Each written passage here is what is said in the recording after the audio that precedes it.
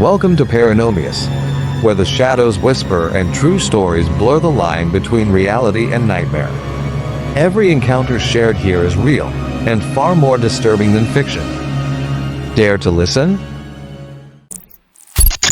Something terrifying happened at 7 a.m., a time when the world still sleeps and shadows linger a little too long. The uploader experienced something that can't be explained: a faceless woman, a chilling voice, and a presence so dark it left behind more than just fear. This isn't just another dream story. It's something far more real. Something happened this morning that the narrator couldn't ignore.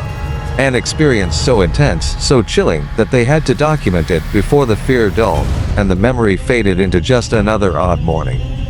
It was exactly 7 a.m., not quite daylight, not quite night. That eerie, quiet hour when the world still feels half asleep. The uploader had been resting deeply, no tossing, no dreams they could remember. Until a sudden shift pulled them into something unnatural. It began with a vision, not a dream, but something sharper, more real. A woman appeared. She was young, pale, dressed in white. Her hair was cut into a clean bob, subtly highlighted, almost too perfect. But it wasn't her appearance that unsettled the narrator. It was her face. Or rather, the absence of one. Try as they might, the narrator couldn't see it clearly. The face was a blur, as if reality refused to form it. It was like looking at something forbidden, something not meant to be understood. And then came the emotion, raw, heavy, and unsettling. The woman wasn't just sad. She was disturbed. The energy she radiated made the air around her feel heavy with grief and unrest. Then, a voice, loud, urgent, but not spoken aloud. It came from within, and it wasn't a suggestion. It was a demand: don't turn around. And with that voice came a pressure so powerful it nearly drowned out reason. Not the fear of a nightmare, not the fear of a dark hallway. Something older. Something primal. The narrator's body froze. A cold wave swept through the room, as though a presence had entered and drained the warmth in an instant. They couldn't move. Couldn't even catch a proper breath. It was like the very air had become hostile. Then, the final jolt. A hard, unmistakable push on the narrator's left shoulder. It was physical, deliberate, and it woke them instantly. But waking up didn't offer relief. In fact, the fear intensified. Their body reacted violently, not out of confusion, but like something inside had been stirred, cracked open. The narrator's eyes welled with tears uncontrollably. Not groggy, not from sleep, but deep emotional tears. And this was someone who hadn't cried in months, since mid-2024, to be exact. Suddenly, all that bottled up emotion exploded to the surface in a storm of trembling, shallow breaths, and shaking hands.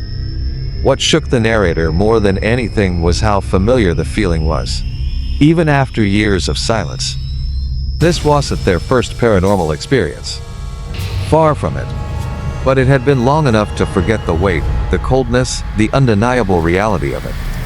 And now, it had returned. Without warning. Without reason. The lingering question tormented them. Who was she? And what did she want? There's no denying the energy she brought with her. The narrator described it like she passed something along, left a piece of herself behind.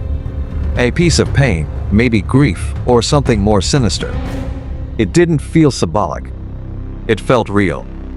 And that invisible fingerprint she left on their spirit. It hasn't faded. Some might dismiss it as a dream, or call it sleep paralysis. But if you've ever truly encountered something paranormal, you know the difference. Dreams don't shatter you.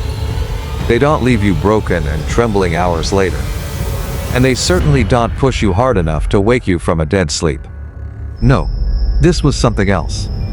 And then there's her face, or lack of one. Was that intentional? Was she hiding her identity? Or was her facelessness a warning in itself? Something that says, don't look too closely. Spirits, especially those attached to trauma or unfinished business, often appear in symbolic ways.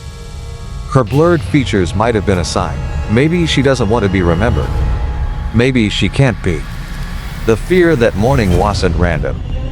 Paranormal energy doesn't just appear for no reason. It follows patterns, people, emotions, locations. And it always comes when you least expect it. So, why now? Why her? That voice saying, "Don't turn around." What if that wasn't just instinct? What if it was something else? Something watching over the narrator, warning them not to look because what was behind them was worse than they could imagine? Was it a protector? A guardian? Or simply the narrator's spirit reacting to an unseen threat? Even now, hours later, the narrator admits they're still not okay. Still trembling. Still shaken to the core. And the feeling hasn't passed.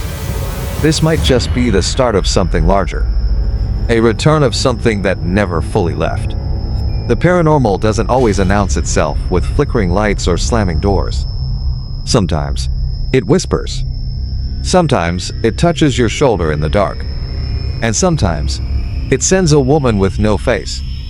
So what really happened that morning? A warning? A haunting?